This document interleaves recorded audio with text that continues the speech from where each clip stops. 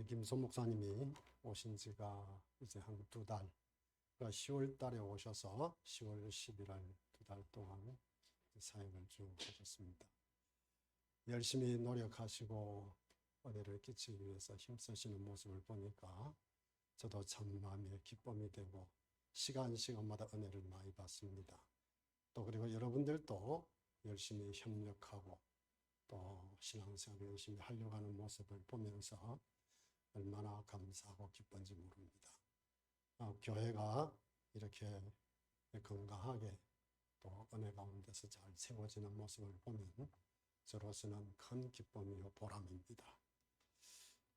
저는 오래전에 부목사 시절에 섬겼던 목사님을 찾아뵌 적이 있었습니다. 그분은 은퇴를 앞두고 계셨습니다. 그때 제 나이가 김송 목사님 정도 되었던 것 같습니다. 목사님은 제게 이런 말씀을 하셨습니다. 박 목사, 이제서 내가 목회를 어떻게 해야 되는지 알 것 같다. 그때 저는 그 말이 이해가 안 되었습니다. 아니, 목사님이 이렇게 오랜 세월 동안 목회를 하셨고 이제 도가트도 오래전에 텄을 것인데 어째 막판에 저런 말씀을 하실까? 이제 막 단독 목회를 시작한 초짜 목사로서는 도저히 이해할 수가 없었습니다. 근데 이제 제가 은퇴를 앞두고 그 말씀이 생각이 났습니다. 이제 그 어른의 말씀이 무슨 말씀인지 조금은 알겠다. 하지만 부족한 저는 지금도 목회를 어떻게 해야 하는지 잘 모르겠습니다. 그러니 제가 목회를 완주할 수 있었던 것은 순수한 하나님의 은혜이자 무던히도 참고 참아준 그리고 말없이 따라주었던 여러분들의 덕분이 틀림없습니다. 여러분들께 진심으로 감사를 드립니다. 오늘 우리가 읽은 본문은 바울의 고별 설교입니다.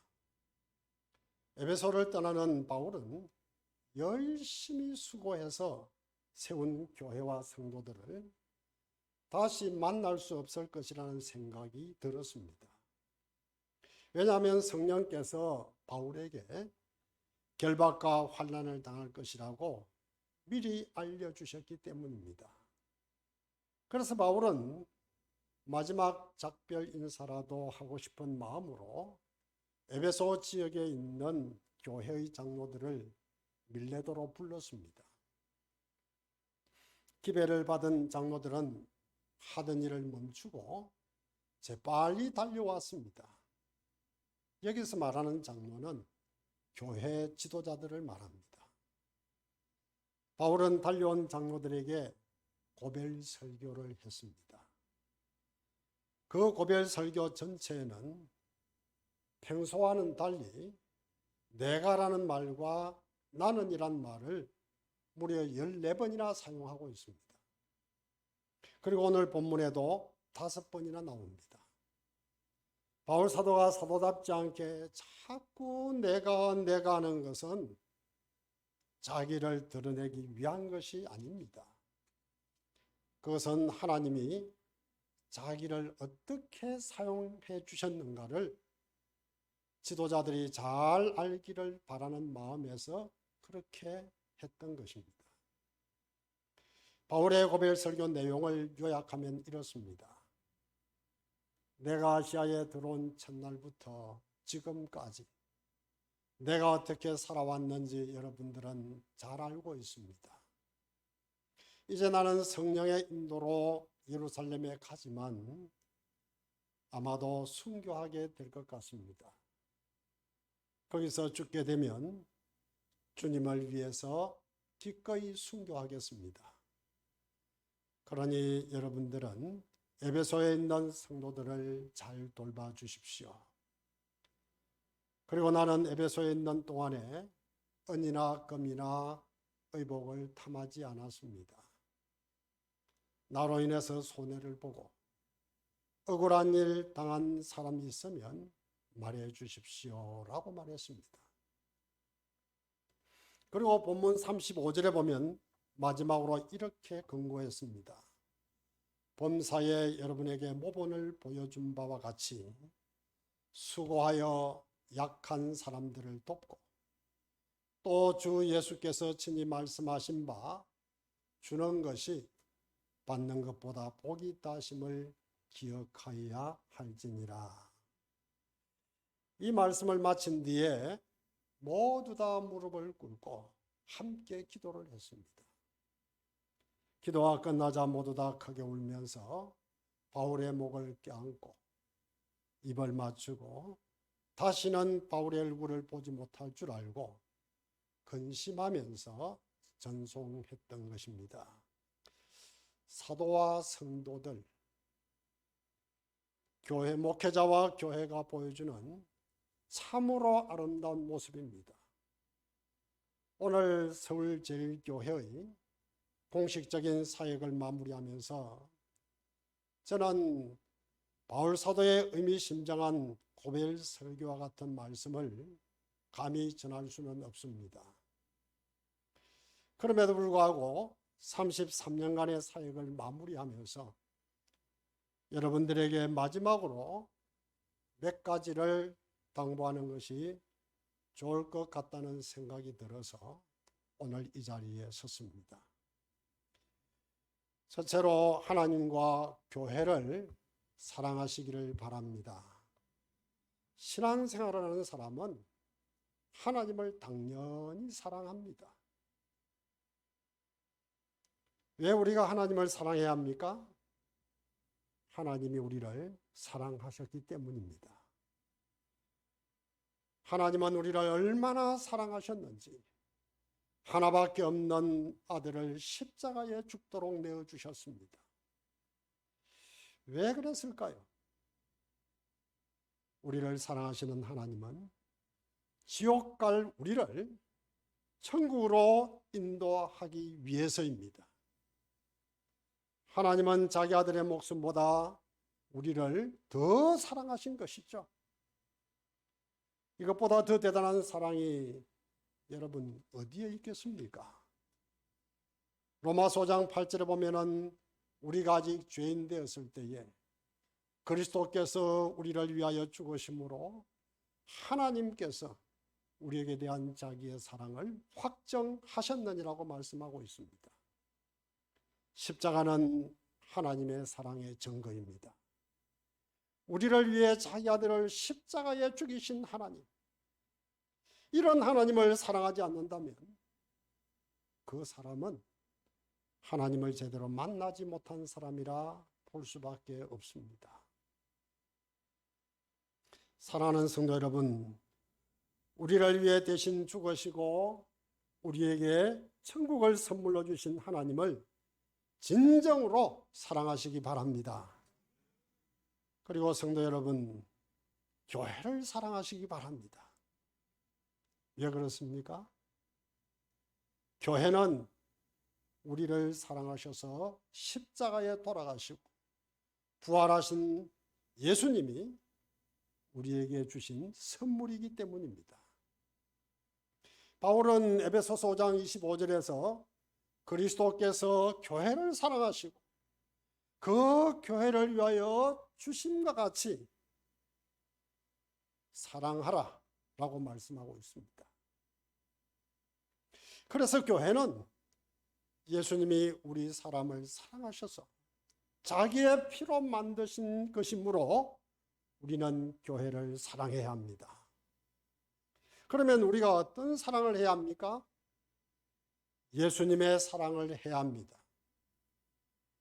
예수님이 신이시면서 사람의 몸으로 가장 낮고 천한 곳에 임하셨습니다. 그리고 낮고 천하고 약한 사람들을 찾아다니면서 사랑을 베풀었습니다. 여러분, 교회를 사랑하십니까? 그러면 여러분도 예수님의 사랑으로 서로 사랑하시기 바랍니다. 약한 자, 낮은 자를 사랑하시기 바랍니다.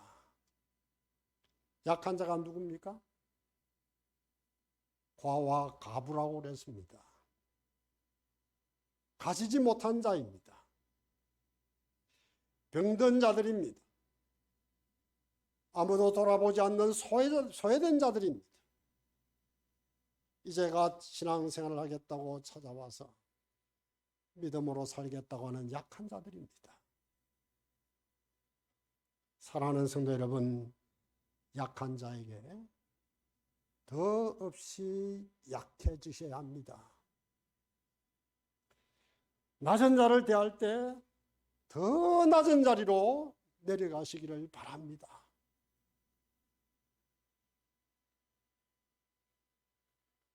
눈높이를 맞춰야 됩니다. 낮아지셔야 합니다. 그리고 병든 자가 있거든 위로해 주시기를 바랍니다. 나하고 친하든 안 친하든, 우리 구역이든 구역이 아니든 관심을 가지시기 바랍니다. 누구든지 아프다는 소리를 들으시면 전화도 해주시고 기도도 해주시고 문자도 보내시고 작은 물질로도 위로해 주시기를 바랍니다. 그런 사람을 소외시키지 않기 위해서 그들에게 예수님의 사랑으로 다가가시기를 바랍니다. 또한 믿음이 약한 자들을 돌봐주셔야 합니다. 그들에게 믿음이 없다는 것을 탓하지 마시고 섣불리 그들을 가르치려고도 하지 마시고 그냥 그대로 이해해 주시고 그냥 인내하시면서 사랑으로 따뜻하게 품어주시기를 바랍니다. 시어머니의 마음이 아니라 친정 엄마의 마음으로 꼭 품어주시기를 바랍니다. 그렇게 하면 그들도 여러분들처럼 좋은 믿음의 사람으로 세워지게 될 것이고 우리 서울제일교회의 좋은 일꾼들로 자리 잡게 될 것입니다. 그리고 소외된 자나 가지지 못한 자를 무시하지 마시고 위로해 주시기를 바랍니다. 성도 여러분, 잊지 마십시오. 교회는 친교 모임이 아닙니다. 예수님의 사랑이 가득한 천국 모임입니다. 예수님의 사랑을 실천함으로 건강하고 좋은 교회를 세울 수 있기를 축복합니다. 그리고 두 번째로 사나운 이리를 조심하시기 바랍니다. 본문 29절 30절에 보면 내가 떠난 후에 사나운 이리가 여러분에게 들어와서 그 양떼를 아끼지 아니하며 또한 여러분 중에서도 제자들을 끌어 자기를 따르게 하려고 어그러진 말을 하는 사람들이 일어날 줄을 내가 아노라 라고 말했습니다. 사나운 이리는 이단을 가리키는 말입니다. 바울 사도는 이단을 조심하라고 간절하게 당부하고 있습니다. 이리는 성격이 아주 포악하고 사냥할 짐승을 쫓기 시작하면 끝까지 물고 늘어지는 아주 무서운 짐승입니다. 이단을 이리에 비유한 것은 이단 역시 한번 물었다 하면은 끝까지 물고 늘어지는 그런 성격이 있기 때문입니다. 그러면 이단들이 성도들을 노리는 목적이 무엇일까요? 자신들을 위해서 희생물로 쓰기 위해서입니다. 앞서서 읽은 말씀에 보면은 양떼를 아끼지 않는다라고 했습니다. 양떼를 욕만 해먹고 희생시킨다는 말이죠. 아끼지 않습니다. 그리고 이단이 성도들을 노리는 또 하나의 목적은 성도들을 하나님으로부터 떠나게 하려는 것입니다. 어떻게 떠나도록 만듭니까? 자기를 따르게 해서 떠나게 하는 것입니다. 이단의 교주는 자기가 마치 하나님인 것처럼 받들게 하고 따르게 합니다. 그래서 하나님을 떠나게 하고 결국에는 지옥 자식 만드는 겁니다. 이런 목적을 달성하기 위해서 이단은 어그러진 말로 성도들을 미혹합니다. 여기서 어그러진 말이란 성경 말씀을 왜곡되게 전하는 것을 말합니다. 그래서 여러분들이 이단에게 미혹되거나 끌려가지 않는 방법 중에 가장 중요한 것은 말씀으로 바로 서는 것입니다. 아무리 목사라는 어떤 사람이 좋은 말을 하고 여러분들을 위해서 지극한 축복으로 안수를 하고 또 성경을 달콤하게 전해도 우리가 말씀에 바로 서 있으면 절대 이상한 자들에게 넘어가지 않습니다. 말씀에 바로 서려면 어떻게 해야 합니까? 여러분이 소속된 본 교회에서 예배를 잘 드려야 합니다. 여러분의 본 교회는 서울제일교회입니다. 여러분이 소속된 본 교회인 서울제일교회에서 예배를 잘 드려야 하는 이유가 무엇입니까? 서울제일교회는 예수 그리스도 안에서 성도된 여러분들을 가장 아끼는 교회이고 바른 말씀을 선포하는 곳이기 때문입니다. 제가 담임 목사로 있는 동안 제 기억으로는 우리 성도들이 한 사람도 이단에 빠지지 않았습니다. 왜 그럴까요? 바른 말씀이 강단에서 선포되었기 때문입니다. 여러분, 우리 김송 목사님 역시 바른 말씀을 선포하는 목사입니다. 여러분들의 신앙을 위해서 책임을 지고 말씀으로 인도하시고 여러분들이 어떻게 해서든지 복을 받는 성도들이 되어서 하나님의 나라를 향하여 한 걸음씩 한 걸음씩 나아갈 수 있도록 기도하시는 목사님이십니다. 여러분들이 집에서 성경을 읽는 것도 매우 중요하지만 주일과 수요일 금요일에도 빠지지 아니하고 교회당에 꼭 나오시기를 바랍니다. 공식 예배에 잘 나와서 선포되는 그 말씀만 잘 듣는 것으로도 절대 이단에 빠지지 않을 뿐만 아니라 여러분들의 믿음이 절대 약해지지 않습니다. 여러분들을 가장 안전하게 그리고 가장 복되게 인도하는 분은 여러분들의 신앙과 삶을 책임있게 인도하는 서울제일교회 목사입니다. 여러분들은 이것을 꼭 인정하시고 오직 하나님께서 세운 목사님의 말씀을 잘 듣고 믿음의 길을 흔들림 없이 천국까지 완주해 가시기를 주의 이름으로 축원합니다. 그리고 한 가지 더 당부하고 싶은 것은 교회가 하나 되도록 힘쓰시기 바랍니다. 본문 에베소서 4장 3절에 보면 평안에 매는 줄로 성령이 하나 되게 하신 것을 힘써 지키라라고 말합니다. 이 말씀에서 평안이란 말은 평화 또는 화목이라는 말입니다. 교회를 화목하게 하라는 것입니다. 왜 그렇습니까? 교회는 성령이 화목으로 하나 되게 만드셨기 때문입니다. 그러니까 교회가 하나 되기 위해서는 서로 화목해야 합니다. 성도 여러분, 여러분은 화목하게 되도록 헌신하고 계십니까?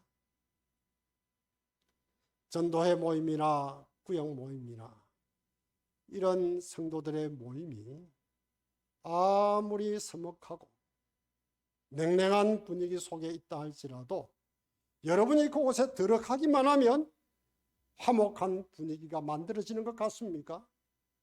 어떻습니까?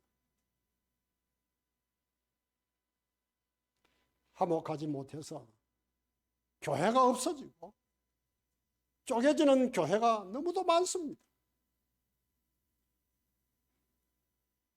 등촌교회 앞쪽에 있는 도로를 중심으로 새 교회가 코로나를 겪는 시절에 갑자기 공중분해되고 말았습니다. 두 교회는 각각 300명 내외로 모이는 교회입니다. 그리고 또 한 교회는 약 700명 정도 모이는 큰 교회입니다. 그리고 유능한 목사님이 목회를 하셨고 장로님들도 훌륭하셨습니다. 이 정도면 안정된 기반을 가진 교회 아닙니까? 누가 봐도 튼튼해 보입니다. 그런데 왜 그렇게 되었습니까? 화목하지 못했기 때문입니다. 교회가 큰 문제 때문에 화목이 깨어지는 경우는 잘 없습니다. 왜냐하면 큰 문제는 다 드러나서 알기 때문에 서로 조심하고 어쨌든 해결하기 위해서 서로 노력하면서 긴장합니다. 그래서 사전에 모든 사람들이 협력해서, 모든 성도들이 협력해서 다 막아냅니다.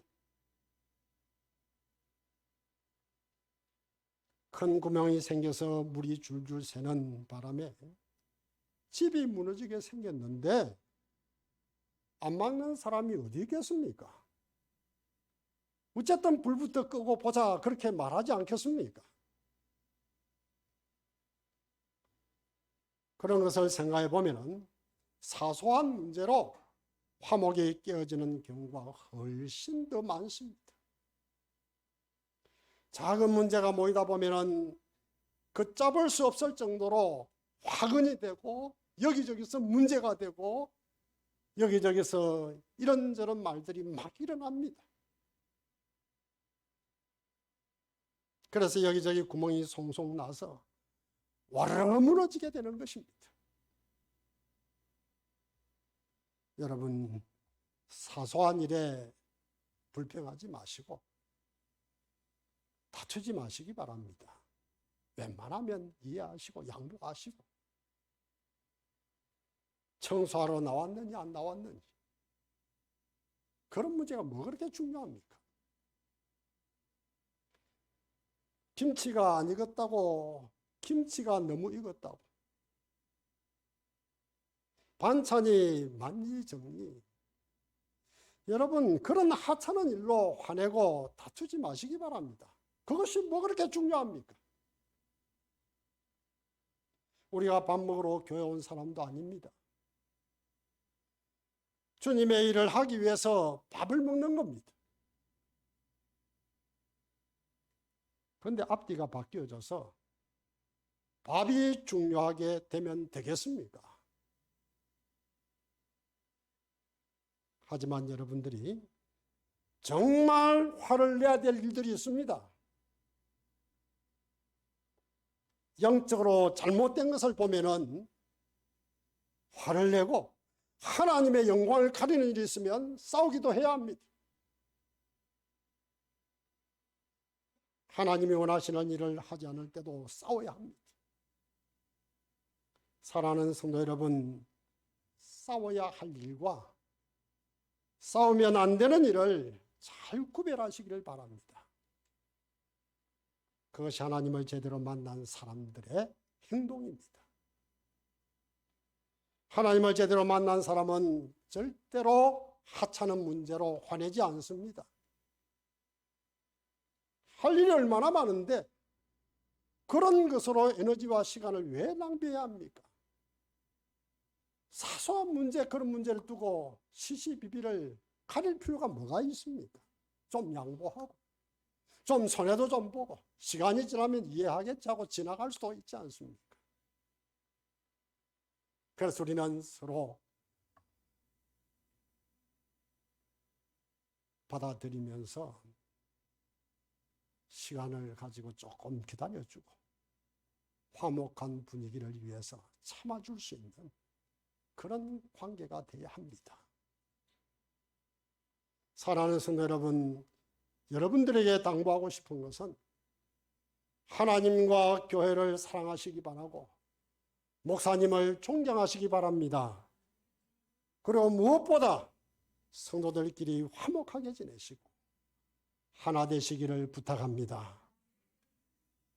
제가 기도하면서 교회를 살피고 있겠습니다. 여러분들이 잘하고 계시는지 잘못하고 계시는지.